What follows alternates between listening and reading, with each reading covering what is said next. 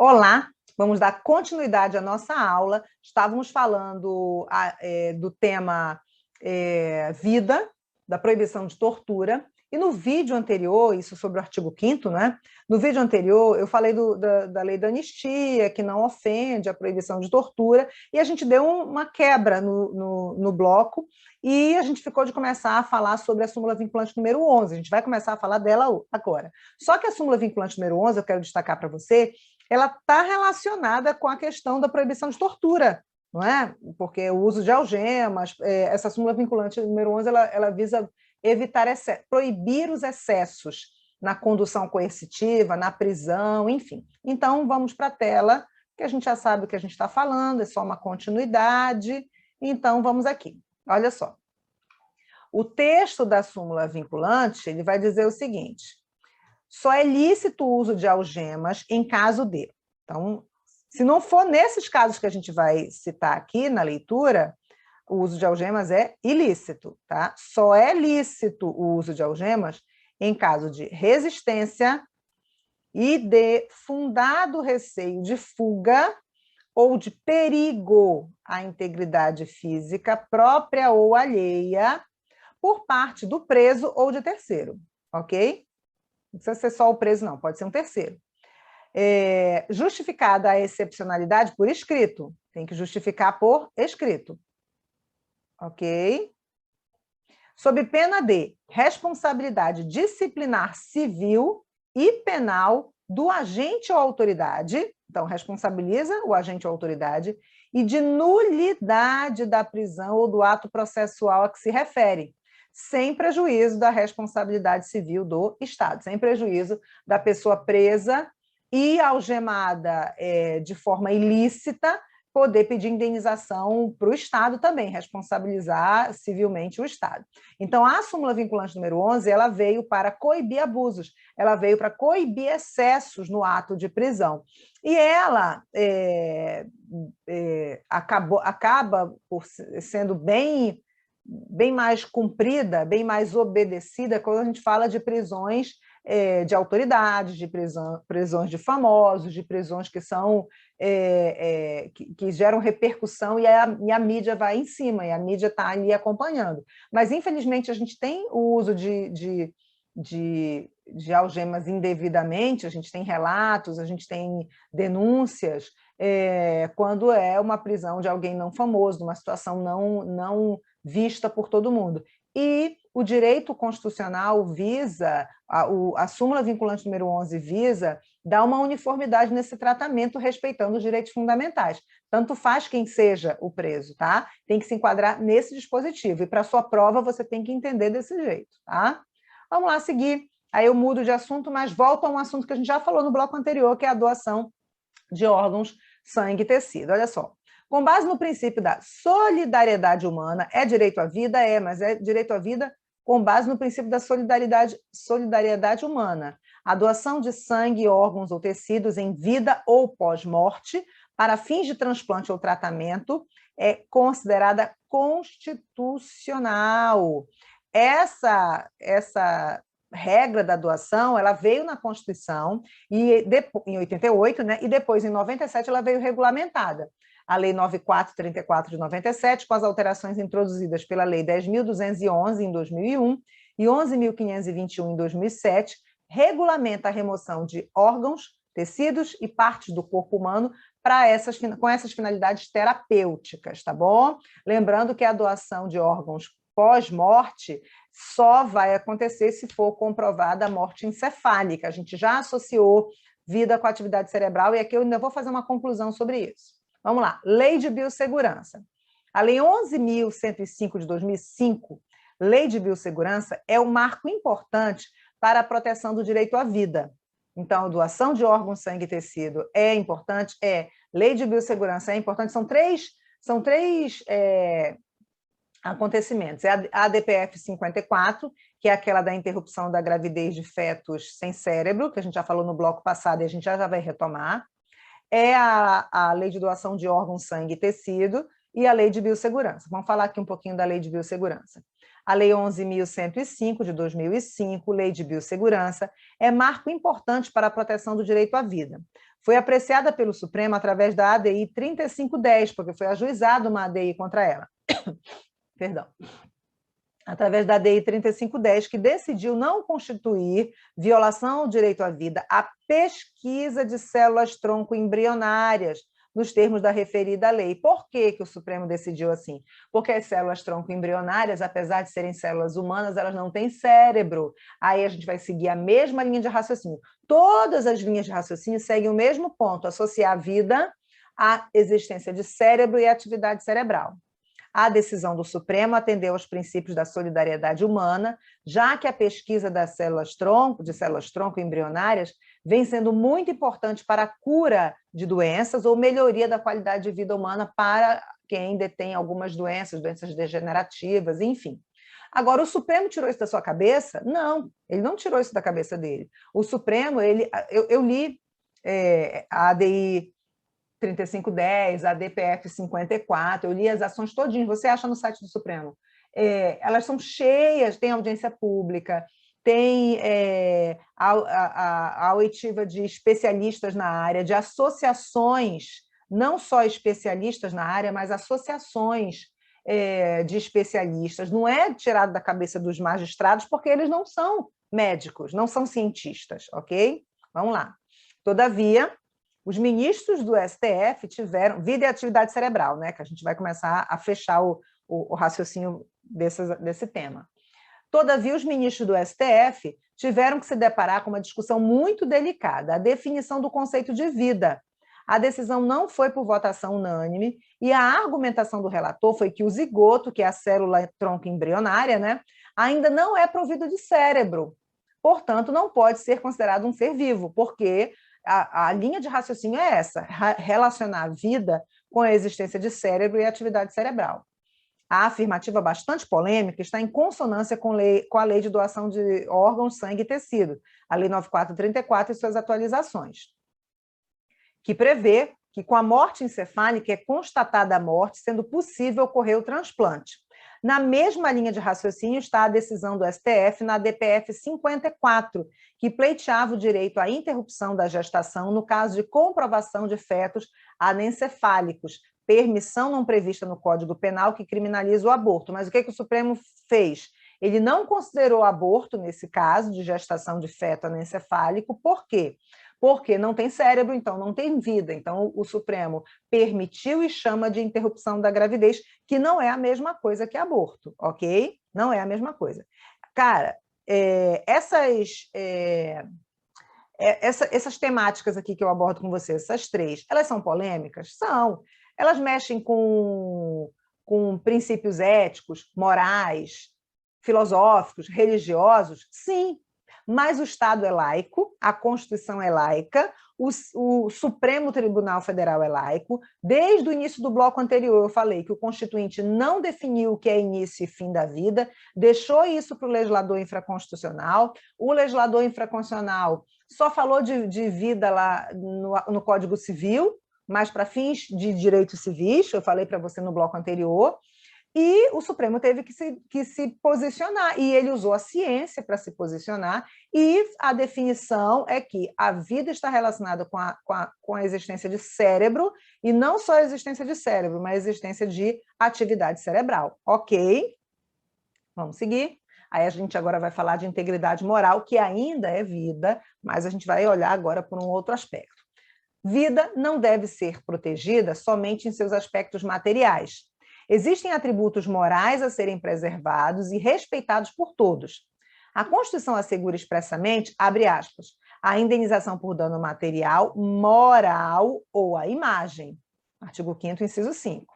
A honra é um bem jurídico que encontra sua tutela no próprio texto constitucional, devendo ser entendida como o atributo moral do ser humano. A honra é o atributo moral do ser humano, abrangendo a autoestima, abrangendo o nome, o estado civil, a reputação da pessoa, ou seja, a consideração que tem de si mesma, assim como aquela de que goza no meio social. Então, é honra, é atributo moral do ser humano a autoestima. Como eu tenho, como eu me vejo, não é? O meu nome, E quando a gente fala de nome, inclusive, tem pessoas que têm nomes constrangedores, tem pessoas que têm nomes que não gostam do nome, certo? Tem pessoas, por exemplo, que preferem ser chamadas pelo apelido, tem pessoas que não gostam de ser chamada por um certo apelido, que foi apelido de infância, e agora, como adulto, ele consegue se portar e resistir, né, e dizer, olha, não gosto desse nome, não vou atender por esse nome, certo? Isso dá até ação judicial, certo? Para trocar de nome, enfim, para pedir indenização porque foi usado, foi ofendido por alguém, enfim. Faz parte do teu aspecto moral, certo? Se tu não achas tão importante, o teu vizinho acha, cada um dá importância para os seus direitos nesse sentido, tá? O Estado civil, não é só o Estado civil, casado, solteiro, viúvo, divorciado, não, mas é o Estado da pessoa na sociedade civil. Então, filho de quem, certo? Por isso que, por exemplo, reconhecimento de paternidade é um direito fundamental, está previsto no Código Civil, mas está ligado à honra da pessoa. Eu quero ter o nome do meu pai registrado na minha certidão de nascimento, mesmo que eu não tenha tido uma relação com ele, ou que eu não tenha direito patrimonial nenhum, eu quero, faz parte da minha honra, certo? Reputação da pessoa, cada um quer ter uma reputação do jeito que eu quero. Eu posso querer aparecer mais recatada, ou mais divertida, ou mais engraçada, ou mais séria, ou mais formal, ou mais extrovertida. Isso é cada um que escolhe, é da natureza de cada um. Não é nem escolhe a palavra, é da natureza de cada um. Tem gente que é mais extrovertido, tem gente que não. Olha, tem um detalhe que acontece muito em sala de aula presencial, quando eu vou dar exemplos, aqueles alunos que ficam sentados mais próximos de mim, às vezes eu vou perguntar o nome da pessoa para usar como exemplo. Eu pergunto, qual é seu nome? Fulano. Posso usar teu nome no exemplo? Pode. Mas tem gente que é tão tímido que eu pergunto o nome, eu estou perto da pessoa, a pessoa não está virada para o público, quem está virada para o público sou eu, a pessoa está ali sentada olhando para mim, eu pergunto o nome, a pessoa fica travada, eu vejo que a pessoa é tímida, aí eu, né, vou logo para uma outra pessoa que eu vejo, às vezes pelo gestual, pela linguagem corporal, você percebe que outra pessoa é mais extrovertida, pergunta o nome, e aí eu uso o nome da pessoa hipoteticamente, como um exemplo hipotético. Tá? Então, a gente tem que respeitar essas características da outra pessoa. Ou seja, a consideração que tem de si mesma e como aquela de que goza no meio social. Como é que eu acho que eu sou vista pelo meu grupo social? Isso é importante para cada um, tá? E isso é protegido como direito fundamental, como integridade moral. Vamos lá. Aí alguns incisos. É livre a manifestação do pensamento, sendo vedado o anonimato. Por que é vedado o anonimato? Porque quando alguém manifesta o seu pensamento, que é livre, é um direito, liberdade, inclusive a gente vai ter bloco de estudo, de aula, de vídeo, né? Falando sobre liberdade. Sim, as pessoas têm liberdade de expressão de pensamento, mas se essa pessoa fala alguma coisa que ofende o outro tem direito de resposta, olha aqui o outro inciso, é assegurado o direito de resposta proporcional ao agravo, proporcional à ofensa, além da indenização pelo dano material, moral ou à imagem. Então, para isso, é vedado o anonimato, porque quem fala o que pensa, certo? Pode estar ofendendo alguém e a pessoa ofendida, para poder pedir o direito de resposta, ajuizar a ação pedindo indenização por danos morais ou materiais, tem que saber quem é essa pessoa que está ofendendo. Então, é vedado o anonimato, ou seja, eu posso falar o que eu penso? Posso, mas eu sou responsável por aquilo que eu falo. Agora, olha aqui o outro. São invioláveis a intimidade, a vida privada, a honra e a imagem das pessoas, assegurado o direito de indenização pelo dano material ou moral decorrente da sua violação. A minha intimidade, a minha vida privada, a minha honra e a minha imagem fazem parte, certo, da minha integridade moral. Inviolabilidade da casa. Quando a gente fala da inviolabilidade da casa, a gente está falando de intimidade e a gente está falando de um aspecto da integridade moral. O artigo 5º, inciso 11, fala da inviolabilidade da casa. Já eu mostro para você o texto do inciso, tá? Mas vamos lá. A Constituição Federal estabelece a inviolabilidade da casa, determinando que ninguém possa entrar sem o consentimento do morador. É morador, diga-se morador, morador, morador. Não é proprietário. Ninguém está protegendo a propriedade aqui, a gente está protegendo a intimidade. Então, pode ser que o morador não seja o dono da casa, mas o dono da casa não pode entrar sem o consentimento do morador, entendeu? Por quê? Porque a gente está falando agora de intimidade. Tem até situações, por exemplo, que a pessoa invadiu a casa do outro, que a pessoa está com aluguel atrasado, mas nem assim o dono vai ter que entrar com uma ação de emissão na posse, de reintegração de posse, de despejo, mas ele não pode invadir a casa sem o consentimento do morador, ok? Salvo nas exceções que a gente já conhece, quem já estuda, ou quem não conhece vai estudar agora comigo, que é flagrante delito, desastre e socorro. Nesses 3 casos, tanto faz se é durante o dia ou se é durante a noite, ou por ordem judicial durante o dia. Vamos lá. Entende-se que o escopo do dispositivo constitucional é proteger a intimidade da pessoa no seu ambiente doméstico, direito relacionado com o aspecto moral da vida. É intimidade, é integridade moral. Vamos lá. Aí a gente fala aqui, olha, estabelece a inviolabilidade da casa. Ninguém pode entrar sem o consentimento do morador. Eu te pergunto, qual é o alcance do termo casa? Certo? O que é casa? Para o artigo 5º, inciso 11, porque a gente está estudando o artigo 5º, 11, tá? O que é casa? Aí, o que eu respondo para você aqui? Olha, a doutrina e a jurisprudência apresentam um conteúdo farto para definirmos que casa abrange todo aposento ocupado como forma de habitação, casa, apartamento, barraco, casebre, palafita, mansão, quarto de hotel, e também ambientes fechados que sejam usados com fins profissionais, escritórios profissionais, consultórios profissionais, ok? Carro é asilo inviolável? Pergunto, carro está aqui? Não. Carro, você mora no carro? Não. Carro não é asilo inviolável. Boleia de caminhão? Também não. Apesar dos motoristas de carreta, né, praticamente morarem na boleia, na verdade, ela não é considerada asilo inviolável, inclusive tem decisões do STJ nesse sentido, dizendo que não é inviolável, não está abrangido no alcance do termo casa do artigo 5º, inciso 11. Vamos lá. E a inviolabilidade da casa é absoluta? A pergunta. E a nossa resposta está aqui, olha, não. Vejamos o que diz o artigo 5º, inciso 11. Agora a gente vai para o texto. A casa é asilo inviolável do indivíduo, ninguém nela podendo penetrar sem o consentimento do morador. Isso aqui é a regra, ok? Isso aqui é a regra, tá bom? Agora, olha aqui, salvo, então essa regra é absoluta? Não, essa regra não é absoluta, salvo em flagrante delito, primeiro caso, desastre, segundo caso, ou prestar socorro, terceiro caso. Nesses 3 primeiros casos aqui, flagrante delito, desastre ou para prestar socorro, existe o quesito urgência. Então, nestes 3 casos, a intimidade deixa de prevalecer, a inviolabilidade da casa deixa de prevalecer e prevalece a necessidade de prender alguém em flagrante, de salvar alguém que tá passando mal, que precisa de socorro, ou de um desastre, ok? E nesses 3 casos, tanto faz se é durante o dia ou se é durante a noite, e não interessa se é a polícia que está entrando ou se é um vizinho que está tentando salvar o outro, tá? Ou durante o dia, opa, aqui é durante o dia, tá? Essa quarta hipótese, que é a decisão judicial, é só durante o dia, tá bom? Por quê? Porque a decisão judicial pressupõe uma ação judicial. E se teve uma ação judicial com toda a burocracia da ação, peticiona, protocola a petição inicial, autua o processo, distribui, cita e intima a parte contrária, tem audiência, tem decisão do juiz, distribui para o oficial de justiça tem um prazo para cumprir. Ora, não era algo tão urgente quanto um apartamento pegando fogo, não era algo tão urgente quanto um vizinho passando mal, ok? Aí, olha só. Segundo o texto constitucional, a proteção à intimidade não é absoluta, podendo ser devassada nos casos em que a intimidade deixa de prevalecer e outros direitos mais determinantes são aplicados.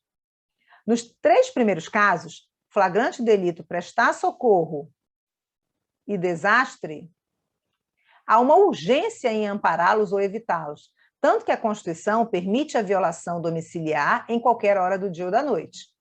A quarta exceção, a inviolabilidade da casa, é para cumprimento de ordem judicial, no qual o comando constitucional determina que ocorra durante o dia.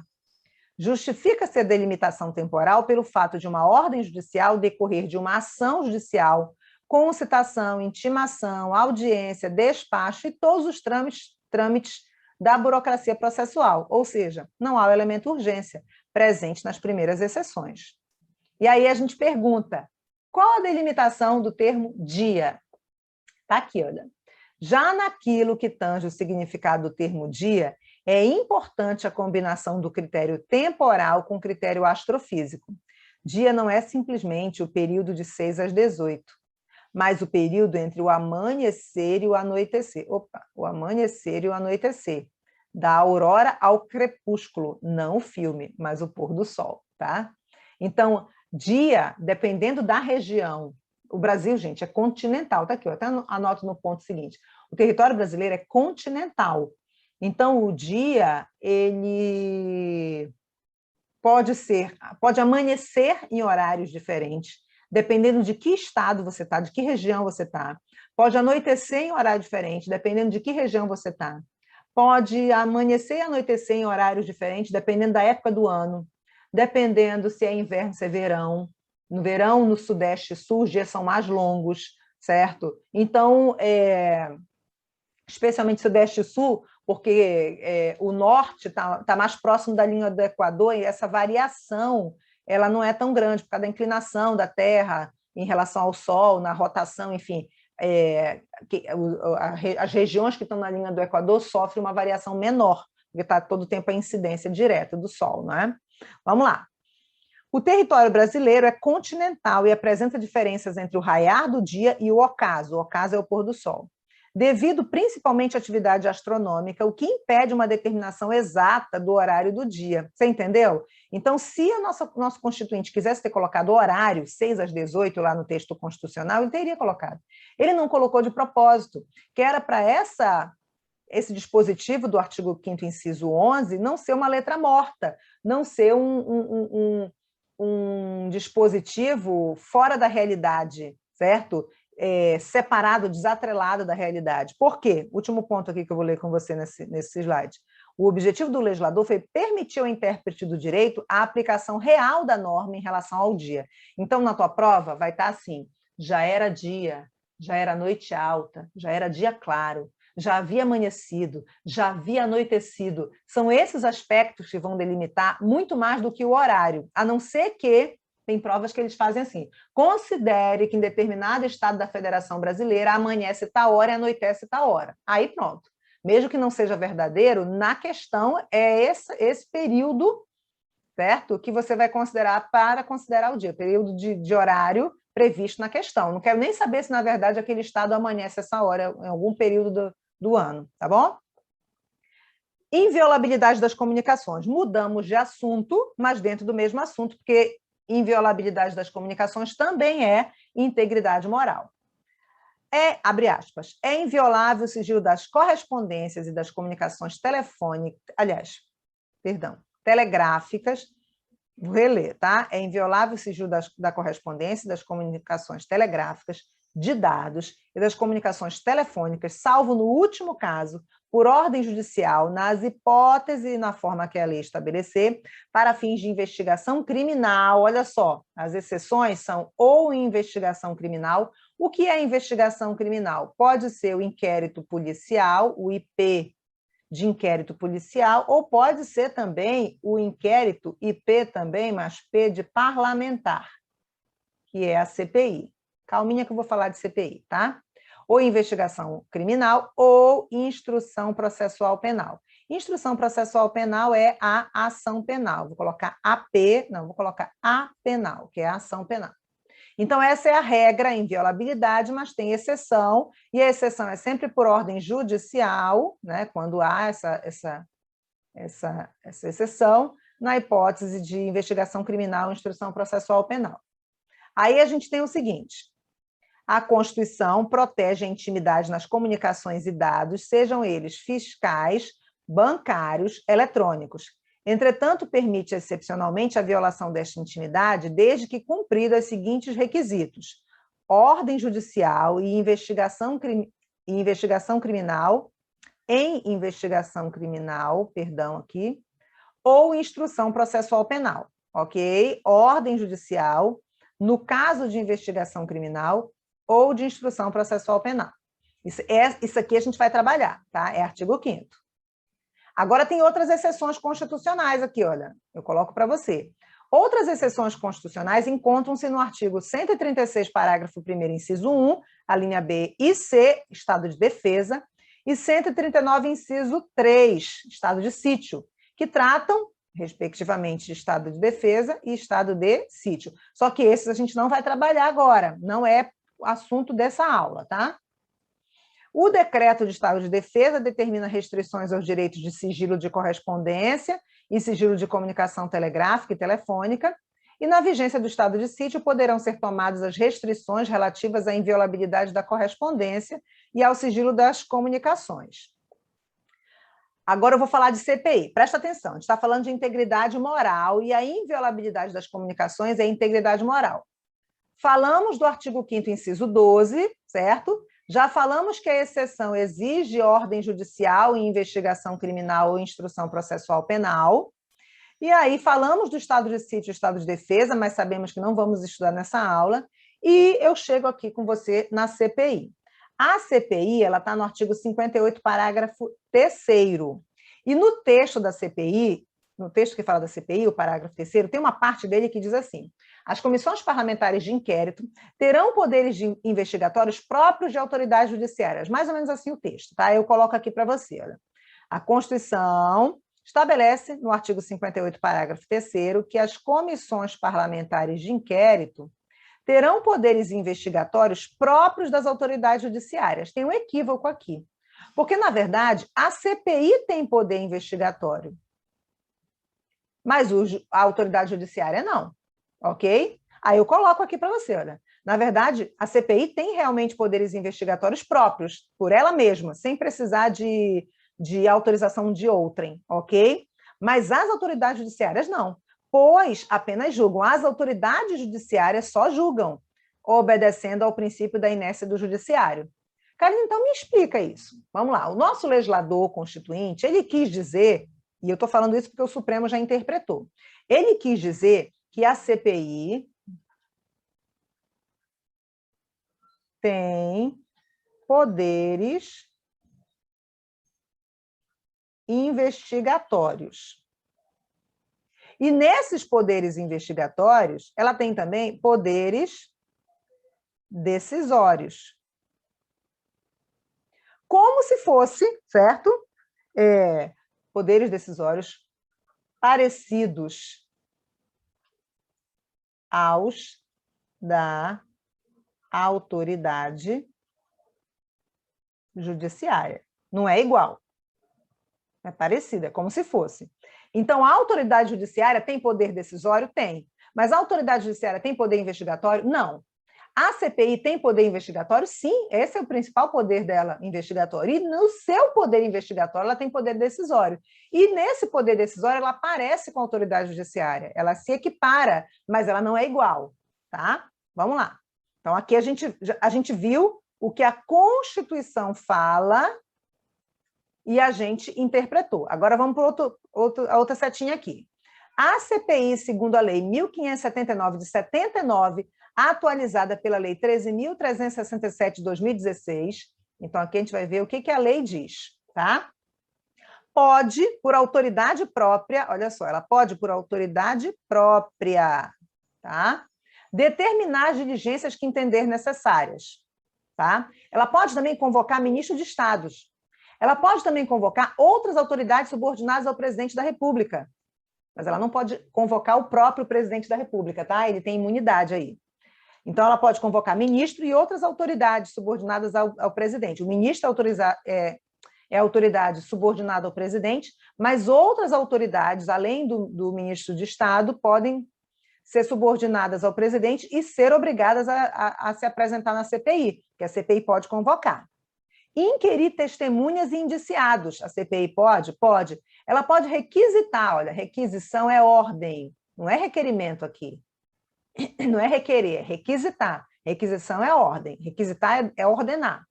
Requisitar informações e documentos da administração pública? Pode. Ela pode transportar-se para outro local onde se faça necessária? Pode. Ela pode, por exemplo, visitar uma fábrica.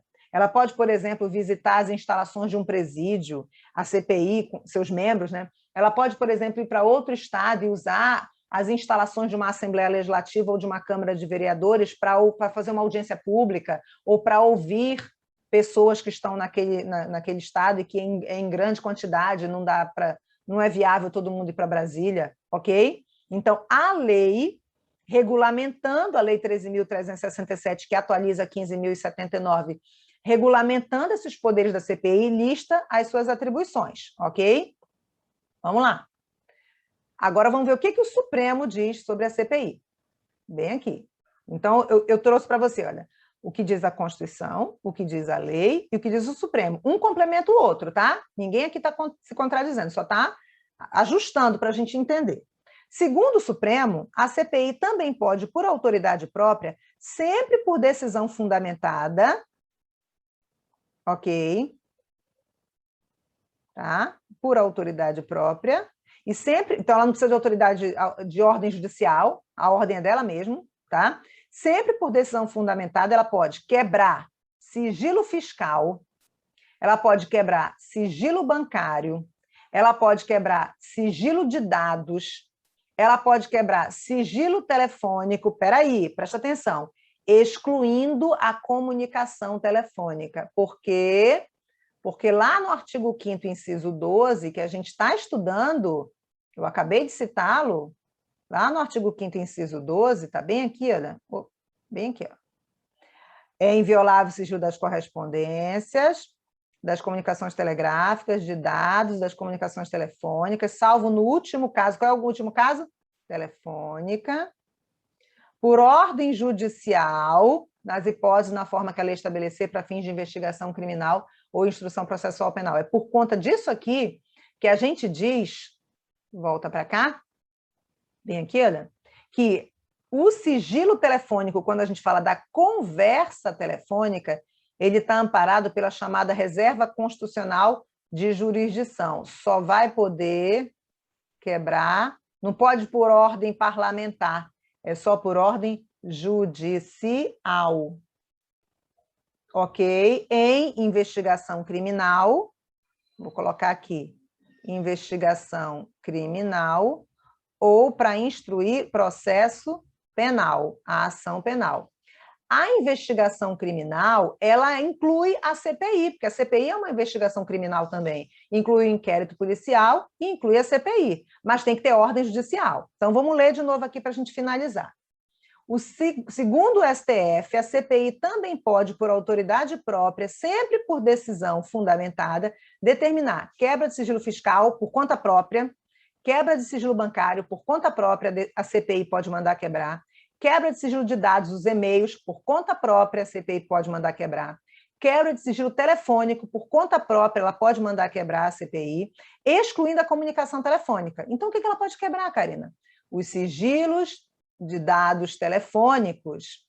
Os sigilos de dados telefônicos abrangem, não é o sigilo, então, fui corrigir ali, abrangem apenas os registros telefônicos pretéritos, mas não alcança as conversas telefônicas. Então, o que a CPI pode fazer sozinha por autoridade própria, é determinar a quebra dos registros telefônicos, a fatura, não a fatura por causa do valor, mas a fatura ali detalhada. Quem ligou para quem, quando ligou, quanto tempo durou a ligação, entendeu? Isso, quem mandou SMS para quem, isso a CPI pode quebrar por conta própria, sem precisar de autorização judicial. Mas se ela quer quebrar as conversas telefônicas, aí o presidente da CPI tem que pedir um mandado judicial. Aí seria um juiz determinando, numa investigação parlamentar, que é uma investigação criminal também, determinando a quebra da conversa telefônica. Entendeu o raciocínio? Então, vamos lá. Então, a gente tem aqui, olha, tudo é inviolabilidade das comunicações, o entendimento da Constituição em relação ao poder da CPI, complementado pelo entendimento da lei, certo? E complementado pelo entendimento do Supremo, para a gente fechar bonitinho esse raciocínio. Vamos lá, a CPI não pode determinar a violação das comunicações telefônicas, pois estas estão protegidas pela chamada reserva constitucional de jurisdição. Jurisdição? Só ordem judicial. Ok, escrita e fundamentada, beleza? E aí eu fecho acrescentando um tema que a gente já viu nesse bloco, mas que é importante a gente também colocar aqui. A inviolabilidade da casa também é protegida pela reserva constitucional de jurisdição, lembra? Só pode entrar na casa em flagrante delito, desastre ou prestar socorro, a não ser que o parlamentar esteja lá, o presidente da CPI, salvando alguém dentro da casa da pessoa, porque está pegando fogo, porque está apanhando do marido, porque está passando mal, salvo seja nessas situações, o presidente da CPI não pode determinar busca e apreensão de documentos na casa do fulano.